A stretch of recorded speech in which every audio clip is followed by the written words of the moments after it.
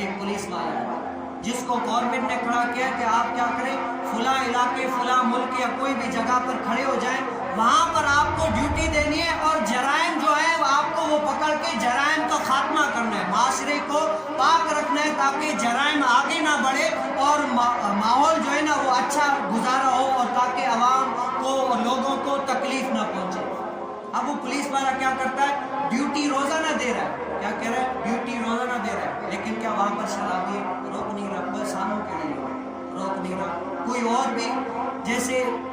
خراب کام ہے وہ بھی چھوڑ رہا ہے، کوئی مسئلہ نہیں ہے، شراب چل رہی ہے، جوا چل رہا ہے، سب کچھ چل رہا ہے، پولیس والا کوئی بھی دے نہیں رہا، اس کو روک نہیں رہا، تو بتاؤ وہ ڈیوٹی تو دے رہا ہے لیکن کیا جو کام کرنا چاہیے تھا وہ کر نہیں رہا۔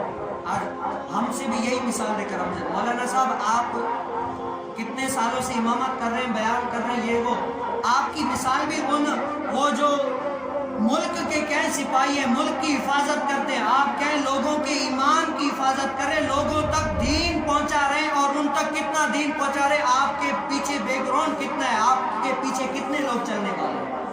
آپ بیان تو کر رہے ہیں، جتنا بھی کریں کر رہے ہیں، لیکن کیا آپ کے ان بات پر عمل کتنا ہے لوگوں کے؟ یہ تو وہی مثال ہوئی نا، ڈیوٹی تو آپ بھی اس کی طرح دے رہے ہیں لیکن کیا جرائم کو خاتمہ کرنے کے لیے آپ نے کیا پلان بنایا،